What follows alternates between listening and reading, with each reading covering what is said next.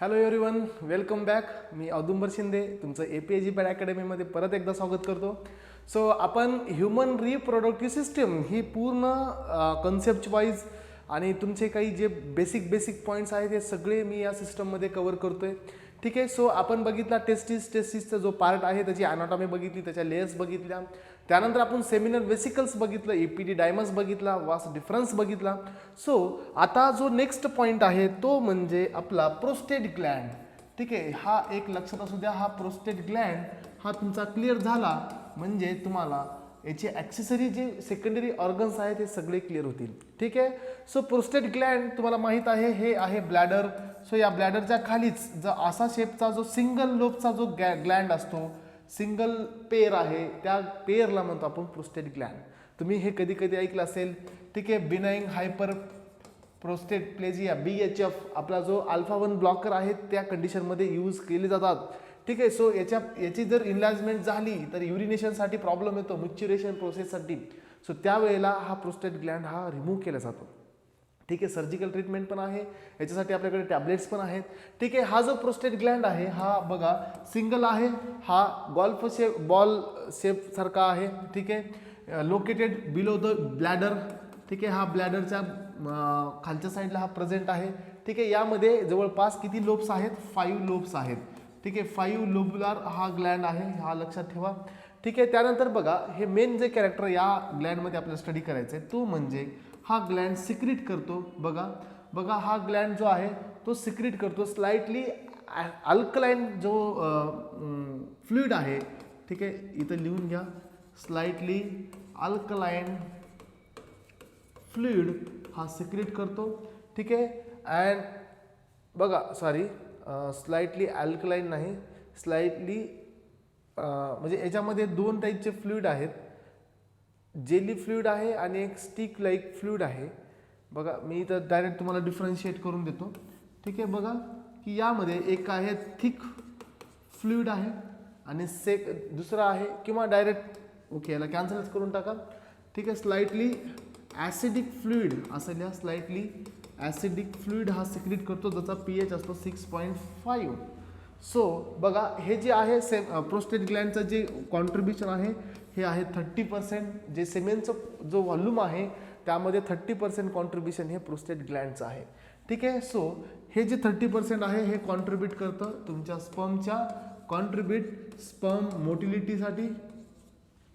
ठीक आहे. स्पर्म मोटिलिटीसाठी फर्स्ट वन अँड स्पर्मच्या मॅच्युरिटीसाठी. ठीक आहे. तर ह्या दोन्हीसाठी हे तुमचं कॉन्ट्रीब्युशन रिस्पॉन्सिबल आहे.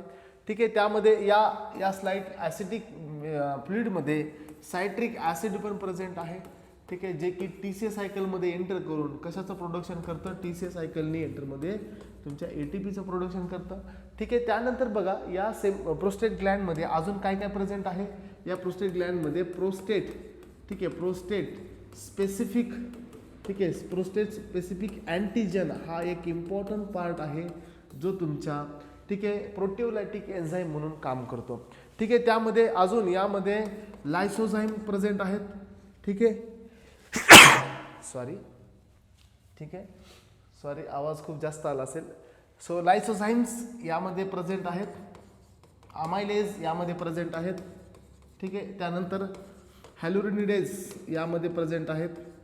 तर हे सगळे प्रोटिओलायटिक एन्झाईम्स हे तुमच्या त्या सेमेनमध्ये येणार आहेत जे की कुठून तयार झाले? हे प्रोस्टेटच्या फ्लुइडमधून. सो हा जो एक आहे प्रोस्टेट स्पेसिफिक अँटीजन हा रिस्पॉन्सिबल आहे अँटीकोअग्युलंट इफेक्टसाठी. सो हा एक पॉईंट अँटीकोअग्युलेशन असं लिहू शकता, अँटीकोअग्युलेशन. ठीक आहे. अँटीकोअग्युलेशन इफेक्टसाठी हे रिस्पॉन्सिबल आहे. सो हे पॉईंट्स तुम्ही कवर करा तुमच्या नोटबुकमध्ये, एकदम शॉर्टमध्ये हे लिहून घ्या. ठीक आहे. कारण हे तुम्हाला विचारले जाऊ शकतात. सो मी नंतर याचं पूर्ण रिवाईज तुम्हाला इथं देणारच आहे. त्यानंतर ही अँटीबायोटिक प्रेझेंट आहे सेमिनल. ठीक आहे. प्लाझ्मिन ही अँटीबायोटिक प्रेझेंट असते प्रोस्टेट ग्लँडमध्ये. ही अँटीबायोटिक तुम्हाला विचारली जाते. ही नॅचरल अँटीबायोटिक आहे जे सिमेनमध्ये प्रेझेंट आहे आणि हे सिमेनमध्ये रिलीज होते आणि हे कुठं जाते? हे फिमेल रिप्रोडक्टिव्ह ट्रॅकमध्ये. ठीक आहे. फिमेल रिप्रोडक्टिव्ह ट्रॅकमध्ये जे काही फॉरेजिन सबस्टन्सेसमुळे जे काही इन्फेक्शन होण्याचे चान्सेस आहेत हे इन्फेक्शन हे या सेमिनल प्लाझ्मिन अँटीबायोटिकमध्ये avoid infection in vaginal tract.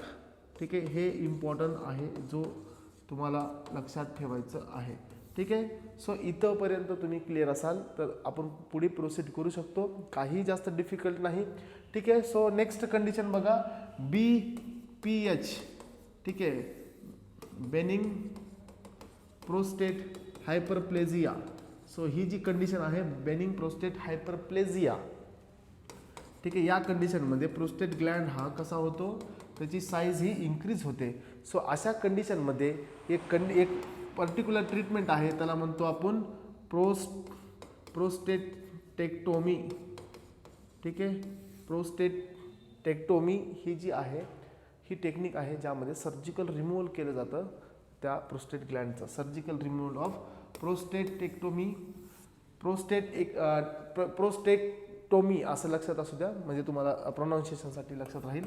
ठीक आहे, प्रोस्टेक्टोमी. ठीक आहे, ही सर्जिकल रिमूव्हलची प्रोसिजर आहे. सो इथंपर्यंत आपण क्लिअर आहोत. सो आपण बघितले सेमिनल व्हेसिकल्स, त्यामध्ये काय प्रेझेंट आहे, आपण बघितलं प्रोस्टेट ग्लँड, त्यामध्ये काय प्रेझेंट आहे. सो सगळे पार्ट्स मी इथं कव्हर केलेले आहेत. सो आपला जो नेक्स्ट पार्ट आहे तो म्हणजे बघा की यामध्ये तुमचा थर्ड जो आहे तो म्हणजे Cowper's glands. So Cowper's gland यालाच आपण सेकंड नाव देतो bulbo urethral gland. Bulbo urethral gland. So याचं फंक्शन आपण बघणार आहोत. हा प्रेझेंट आहे कुठं, तुम्हाला माहीत आहे की हा जसा तुमचा हा प्रोस्टेट ग्लँड संपला की या ठिकाणी छोटेसे हा पण एक पेर आहे जो की तुमचा कॉपर्स ग्लँड म्हणून काम करतो, जो की तुमच्या सेमिनल व्हेसिकल्सच्या सेमिनच्या फ्लुइडसाठी हा रिस्पॉन्सिबल आहे. ठीक आहे, याचं काम आहे बघा की हा पण काय करतोय, अल्कलाइन फ्लुइड सिक्रीट करतोय ज्याचा pH आहे 7.2. ठीक आहे, अँड हा कशासाठी रिस्पॉन्सिबल आहे, अल्कलाइन pH न्यूट्रलायझेशनसाठी. अँड इट आल्सो सिक्रीट, ठीक आहे, लुब्रिकंट, म्युकस लुब्रिकंट सिक्रिशन. ठीक आहे, म्युकस लुब्रिकंट्स हा सिक्रीट करतो. ठीक आहे, end of penis and lining of urethra. ठीक आहे, हे कशासाठी, टू अवॉइड फ्रिक्शन. ठीक आहे, so decrease friction and decrease damage of sperm. ठीक आहे, स्पर्म डॅमेज हे डिक्रीज करण्यासाठी हे लुब्रिकंट ॲक्ट करतं. सो हे पॉईंट्स तुम्हाला इथं क्लिअर असतील, तुम्ही पुढच्या पॉईंट्सकडे जाऊ शकता. ठीक आहे, सो आतापर्यंत आपण बघितलं seminal vesicle, bulbo urethral gland, prostate gland, हे सगळे आपण बघितलेले आहेत. सो नाऊ हेडिंग द्या, तुम्ही बघताय आता सिमेन. सो सिमेनचं आपण कॉन्ट्रीब्युशन बघणार आहोत, त्याचा pH असतो 7.3. ठीक आहे, सो हे मिक्सचर आहे. सिमन हे मिक्सचर आहे. मिक्सचर कशाचं आहे सांगा, सेमिनल फ्लुइडचं मिक्सचर आहे. फर्स्ट वन सेमिनल फ्लुइड याच्यामध्ये प्रेझेंट आहेत. ठीक आहे, सेमिनल प्लाझ्मा याच्यामध्ये प्रेझेंट आहे. ठीक आहे, यामध्ये अजून काय आहे, यामध्ये प्रोस्टेटचं फ्लुइड आहे, त्यामध्ये याच्यामध्ये अजून बल्बो युरेथ्रलचं फ्लुइड आहे, यामध्ये अजून काय आहे, प्रोस्टेट बल्बो युरेथ्रल आणि सेमिनिफेरस. ठीक आहे, सेमिनिफेरसचं फ्लुइड आहे, सेमिनिफेरस. ठीक आहे, फेरस फ्लुइड. सो एवढ्या सगळ्यांचं कॉम्बिनेशन म्हणजे या ठिकाणी तुम्हाला काय मिळेल, सिमेन. आणि याचा जो व्हॉल्यूम असतो 2 म्हणजे 2.5 to 5 मिलीलिटर्स, किंवा त्याला म्हणतो आपण ml. विथ प्रत्येक या ml मध्ये किती तुमचे स्पर्म प्रेझेंट आहेत. ठीक आहे, so 50 to 120 million sperm per ml एवढे हे प्रेझेंट असतात. 50 to 120 मिलियन स्पर्म हे प्रत्येक ml मध्ये प्रेझेंट असतात. आणि टोटल व्हॉल्यूम असतो तो म्हणजे 2.5 to 5 ml हा एका इजॅक्युलेशनचा व्हॉल्यूम आहे. आणि 1 ml मध्ये 50 to 120 sperm million sperm per ml एवढे हे प्रेझेंट आहेत. ठीक आहे, सो इथपर्यंत आपण बघत आलेलो आहोत. हे सगळं तुमचे कॅरेक्टर्स मी इथं कव्हर केलेले आहेत.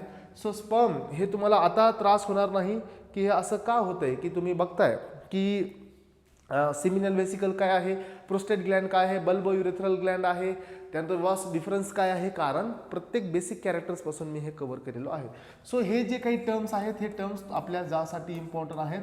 ठीक आहे, ऑलिगोस्पर्मिया. आणि या टर्मसाठी आपण एवढं बघितलेलं आहे, जर समजा तुमचा स्पर्म काउंट हा बिलो 20 मिलियन्स असेल तर त्या कंडिशनला ऑलिगोस्पर्मिया म्हणतो आपण, below 20 millions per ml. So that condition is called as oligospermia. त्यानंतर ओझोस्पर्मिया. ठीक आहे, हे जी कंडिशन आहे या कंडिशनमध्ये बघा आयदर अब्सेन्स. ठीक आहे, बघा आयदर अब्सेन्स आयदर absence और नियर कंप्लीट absence आहेत किंवा कमी प्रमाणामध्ये तुमचे स्पर्म हे absence आहेत किंवा absence of sperm in semens त्याला म्हणतो आपण ओझोस्पर्मिया असं लिहून घ्या डायरेक्ट. ठीक आहे. त्यानंतर बघा नेक्स्ट जी कंडिशन आहे ती कंडिशन म्हणजे बघा अस्थिनोस्पर्मिया. अस्थिनोपर्मिया ही काय कंडिशन आहे? अस्थिनोपर्मिया इज अ कंडिशन, ही क्लिनिकल कंडिशन आहे. त्यामध्ये स्पर्म लॉस्ट देअर मोटिलिटी. जर स्पर्मची मोटिलिटी जर लॉस्ट झाली तर त्या कंडिशनला आपण म्हणतो अस्थिनोस्पर्मिया. ठीक आहे. त्यानंतर बघा टेराटोस. ठीक आहे. टेराटोस्पर्मिया ही कंडिशन काय आहे? या टेराटोस्पर्मिया म्हणजे काय की स्पर्म विथ ॲबनॉर्मल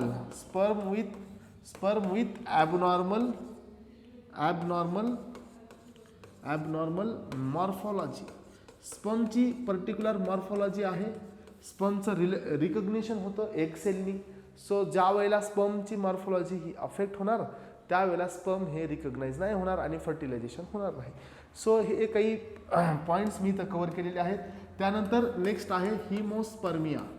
तो ही एक लास्ट पॉईंट लिहून घ्या. हिमोस्पर्मिया म्हणजे बघ की presence of blood in semen. So this is also clinical condition.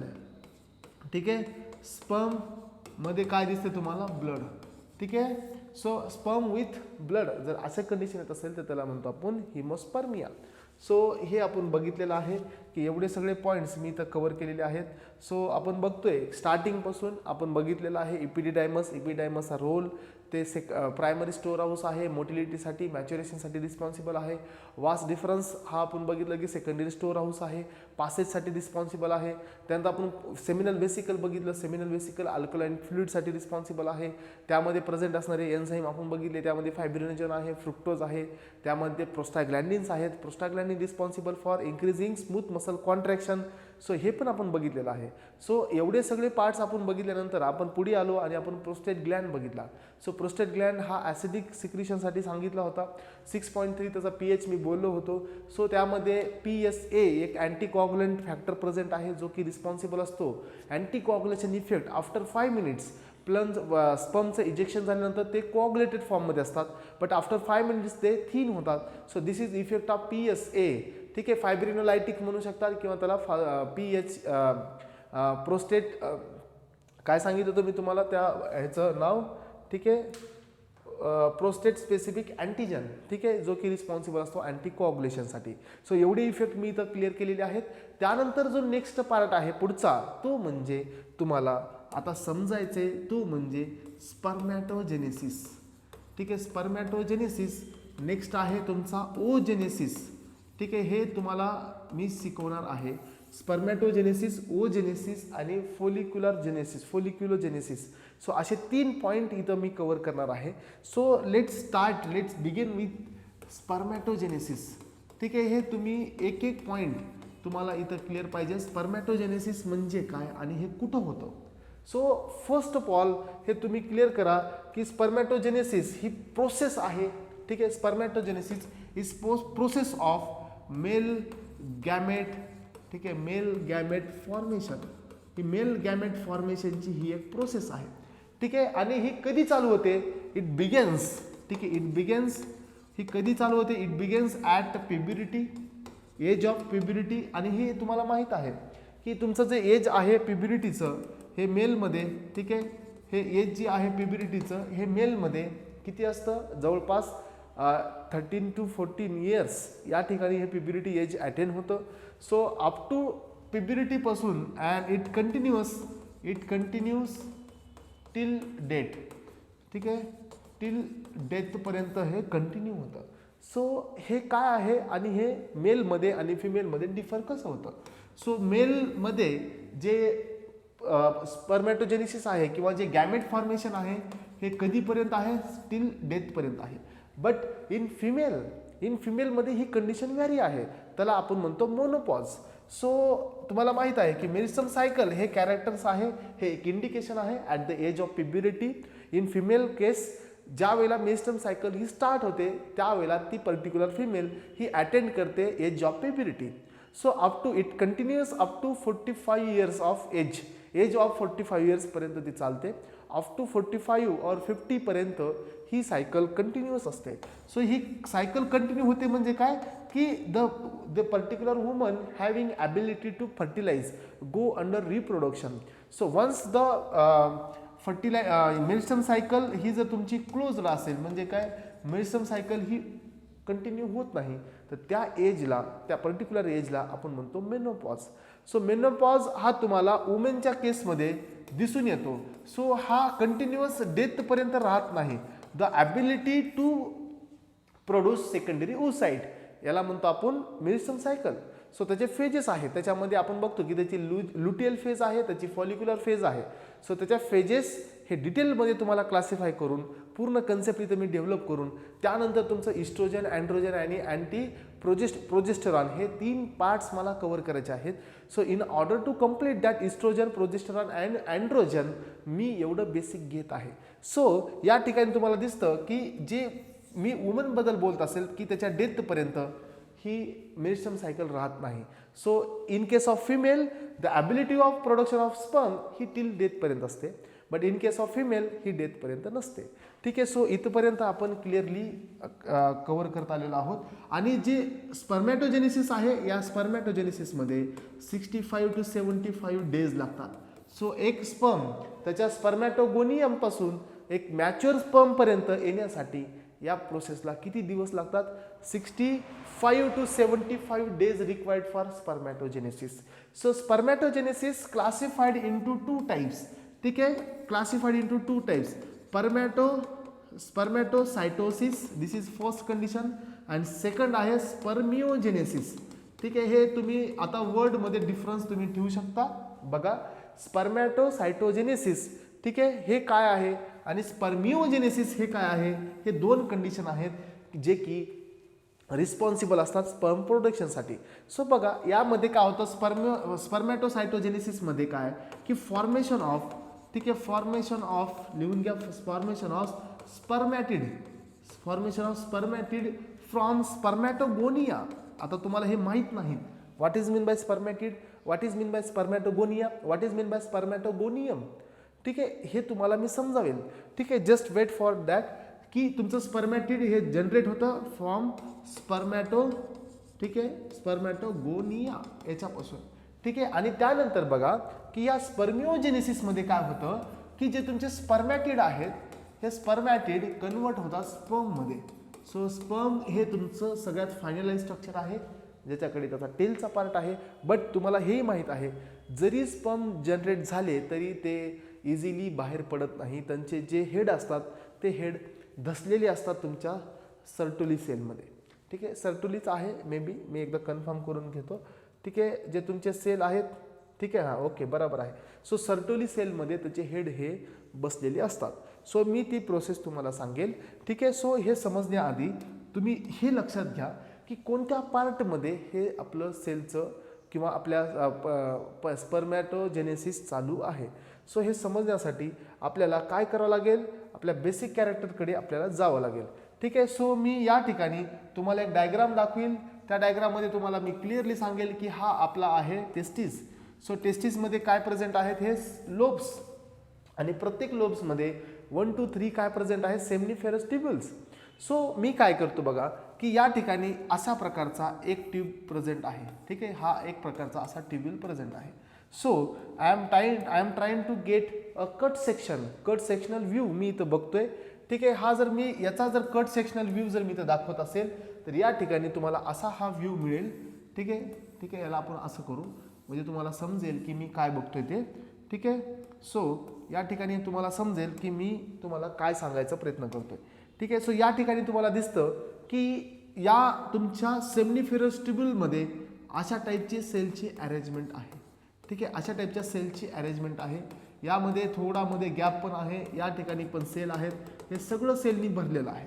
So हे एक ट्यूब आहे ज्या ट्यूबमध्ये तुमचं स्पर्मचं प्रोडक्शन होतं आणि हे स्पर्मचं प्रोडक्शन हे तुमच्या बॉडीमध्ये कसं सर्क्युलेट होतं हे आपण इथं मेनली स्टडी करणार आहोत. ठीक आहे. सो या ठिकाणी बघा की मी आता काय करेल या इथलाच एक सेक्शन मी आधी काय सांगितलं मी या ट्यूबचा एक सेक्शन इथं दाखवला. आता मी याचा एक सेक्शन तुमच्या समोर मी प्रेझेंट करतोय. ठीक आहे. सो याचा एक सेक्शन प्रेझेंट करण्यासाठी मला न्यू स्लाइडवर जावं लागेल. ठीक आहे. या न्यू स्लाइडवर जर मी याचं सेक्शन प्रेझेंट करत असेल, सो बघा या ठिकाणी मी याचं स्ट्रक्चर असं काढतोय. ठीक आहे. तर तुम्हाला या ठिकाणी समजेल की what is the difference between your spermatogonium, what is the difference between spermatid, what is the difference between जे काही तुमचे सर्टोली सेल आहेत त्यांचं फंक्शन काय आहे, ते कशासाठी रिस्पॉन्सिबल असतात, हे सगळे पॉईंट्स इथं कव्हर केलेले आहेत. ठीक आहे. सो बघा की ही जी तुमची आउटर लेअर आहे याला म्हणतो आपण, हे जे सेल आहेत याला म्हणतो आपण जर्म सेल. ठीक आहे. हे तुम्हाला लक्षात ठेवायचे. जर्म सेल जे रिस्पॉन्सिबल असतात बेसिक स्पर्मॅटोगोनियमसाठी, तुम्हाला हे सांगितले जातील की जर्म सेल हे इनिशियली कमी असतात बट त्यांचं कंटिन्युअस डिव्हिजन चालू असतं. ह्या प्रोसेस मला 3 प्रोसेस इथं कंप्लीट करायच्याच आहेत. स्पर्मॅटोजेनेसिस, ओजेनेसिस आणि फर्टिलायझेशन. ह्या 3 प्रोसेस कंप्लीट झाल्याशिवाय तुम्हाला अँड्रोजन, इस्ट्रोजन आणि प्रोजेस्टेरॉन यामधला डिफरन्स समजणार नाही. ठीक आहे. गोनेडोट्रॉप्स हे तुम्हाला कव्हर त्याच्याशिवाय गोनेडोट्रॉप्स तुमचे कव्हर होणार नाहीत. ठीक आहे. बघा की हे आहे तुमचे जर्मसेल. जर्मसेल पासून तुमचे काय मिळाले. ठीक आहे. जर्मसेल पासून तुम्हाला काय मिळाले, हे तुमचे स्पर्मॅटोगोनियम सिंगल युनिफॉर्म मी दाखवत इथं. त्यानंतर इथं बनतात तुमचे प्रायमरी स्पर्मॅटोसाइट्स, सेकंडरी स्पर्मॅटोसाइट्स आणि त्यानंतर तुमचे स्पर्मॅटोसाइट्स पासून मिळतात तुम्हाला स्पर्मॅटिड्स. आणि स्पर्मॅटिड्स परत कन्वर्ट होतात तुमच्या डिव्हिजनमध्ये, ह्याला म्हणतो आपण स्पर्म. ठीक आहे. सो हे तुम्हाला मला सांगायचं आहे की कोणत्या कोणत्या प्रोसेसनी काय काय होतं. सो बघा की हे जे आहेत आणि याच्यामध्ये या स्ट्रक्चरमध्ये तुम्हाला अशा टाईपचे काय मिळतील, सर्टोली सेल. याला काय म्हणता तुम्ही, सर्टोली सेल. तुम्हाला आपल्या बुक्समध्ये रंगेंडेलमध्ये, केडी त्रिपाठीमध्ये तुम्हाला फक्त एवढंच बघायला मिळतं की तुमचे FSH, ठीक आहे, आणि तुमचे LH जे ल्युटिलायझिंग हॉर्मोन आहेत आणि तुमचे फोलिकल स्टिम्युलेटिंग हॉर्मोन आहेत, हे 2 याच्यावर ऍक्ट करतात. एक आहे तुमचं लेडिंग सेल. ठीक आहे. एक आहे तुमचं लेडिंग सेल आणि दुसरा आहे सेकंड, तो म्हणजे सर्टोली सेल. सो तुम्हाला माहितीच नाही हे कुठं प्रेझेंट असतात, how they are responsible for production of sperm. तुम्हाला माहित आहे की अँड्रोजन हा मेल सेक्स हॉर्मोन आहे, but how it is responsible for production of sperm हे तुम्हाला लक्षात ठेवायला पाहिजे. अँड्रोजन बाइंडिंग प्रोटीन्स काय असतात, how the Sertoli cell responsible for stimulation of this spermatogenesis, याच्या मागचे रिझन्स काय आहेत हे समजण्यासाठीच तुम्हाला सगळ्या बेसिक कंडिशन क्लिअर पाहिजे. ठीक आहे. So then I can say that की तुमचं जे प्रायमोर्डियल जी सेल आहे फर्स्ट, ठीक आहे, त्यालाच आपण जर्म सेल म्हणू. ठीक आहे. जर्म सेल पासून तुमचे स्पर्मॅटोगोनियम बनतील. स्पर्मॅटोगोनियम बघा, ही जी सिक्वेन्स आहे ही मी तुम्हाला सांगणार आहे. प्रायमोर्डियल सेल्स हे सिंथसाइज होतात तुमच्या स्पर्मॅटोगोनियम मध्ये. स्पर्मॅटोगोनियम हे सिंग्युलर फॉर्म आहे. ठीक आहे. परत याचं मायटोटिक डिव्हिजन होतं. ठीक आहे. मायटोटिक डिव्हिजन होतं कशामध्ये, तुमचे प्रायमरी स्पर्मॅटोसाइट मध्ये. प्रायमरी स्पर्मॅटो, ठीक आहे, स्पर्मॅटोसाइट्स मध्ये. आणि हे प्रायमरी स्पर्मॅटोसाइट हे परत तुमचं हे झालं तुमचं सेकंड डिव्हिजन. फर्स्ट डिव्हिजन झालं मायटोटिक डिव्हिजन. या ठिकाणी फर्स्ट तुमचं मिओसिस फर्स्ट होतो. हे तुम्ही आता कन्फ्यूज करू नका. येणाऱ्या उद्याच्या क्लासमध्ये किंवा नेक्स्ट क्लासमध्ये तुम्हाला हे एक्झॅक्टली क्लिअर करेल की how it is occurring. Meiosis cell division आपण जो तिकडे बघितला त्या सेल डिव्हिजनचं आणि या सेल डिव्हिजनचं लिंकिंग काय आहे, कसं हे लिंक्ड आहेत हे पण मी तुम्हाला क्लिअर करेल. Just wait for some time, हे तुमचं क्लिअर होईल. ठीक आहे. या ठिकाणी मिओसिस फर्स्ट होते आणि प्रायमरी स्पर्मॅटोसाइट पासून जनरेट होतात सेकंडरी स्पर्मॅटोसाइट्स.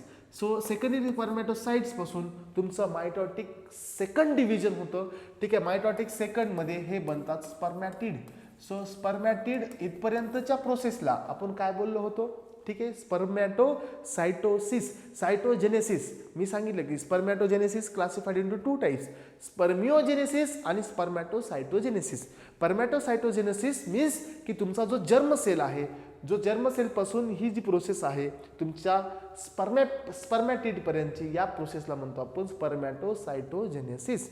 सो देन स्पर्मॅटिड्स पासून काय बनतात, स्पर्म. सो हे स्पर्म बनण्याच्या प्रोसेसला म्हणतो आपण स्पर्मिओजेनेसिस. आणि स्पर्म ज्या वेळेला बनतात त्यावेळेला ते तुमच्या त्याच सेलमध्ये सर्टोली सेलच्या मध्ये ते धसून राहिलेले असतात.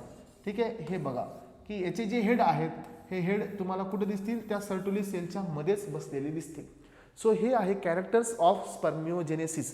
सो खूप इम्पॉर्टंट आणि खूप म्हणजे तुम्हाला हे समजून येईल की स्पर्मॅटोझोआ अँड स्पर्मॅटोजेनेसिस हे काही मोठ्या टर्म नाहीत, जे काही मोठ्या डिफरन्स नाही.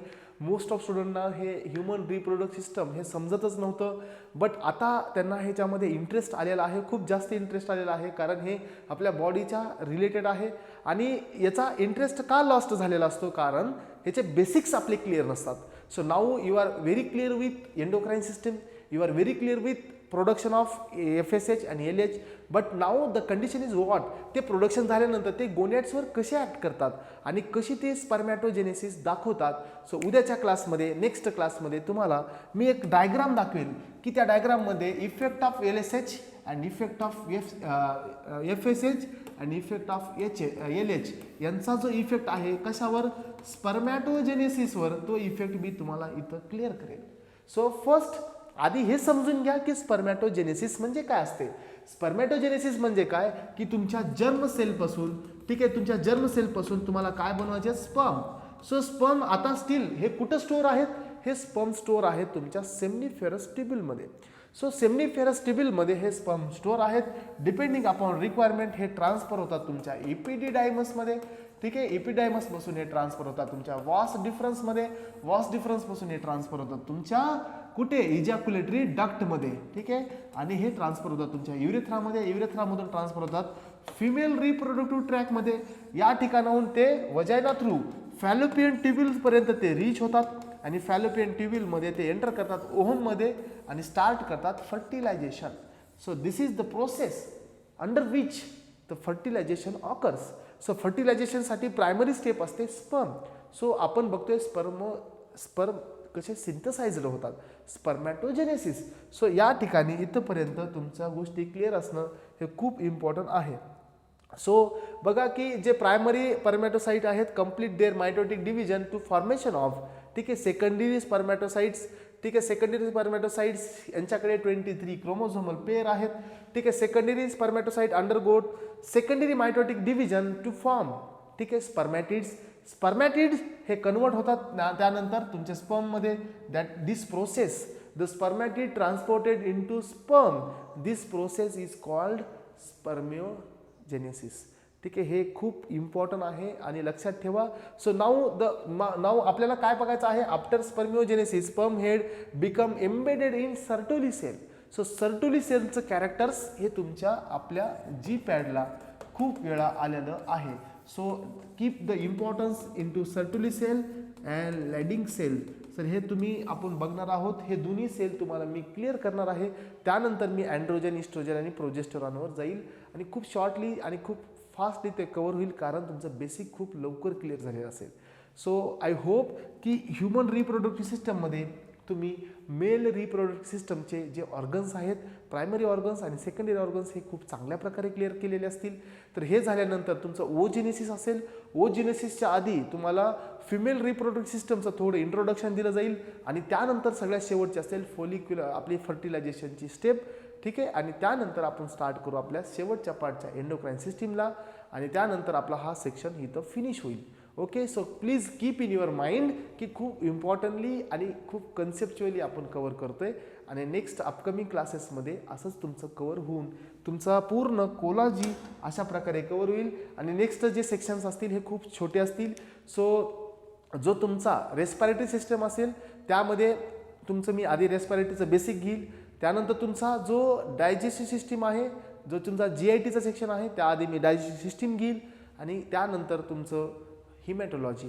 सो हिमॅटोलॉजी आधी घेईल, नंतर ते 2 सेक्शन घेईल. ॲनाटॉमीला मी फार्माकोलॉजीमध्ये मिक्स करत आहे. सो वेळ लागतोय बट खूप चांगल्या प्रकारे कव्हर करेल. Okay. So thank you so much guys. Next क्लासमध्ये प्रिपेअर राहा नेक्स्ट कन्सेप्टसाठी. सो त्याआधी तुम्ही तुमचं स्पर्मॅटोजेनेसिस, ओजेनेसिस आणि फर्टिलायझेशनच्या प्रोसेस हे रीड करून ठेवा. उद्याच्या क्लासमध्ये ह्या तिन्ही प्रोसेस तुमच्या फिनिश होतील. Okay. So thank you so much.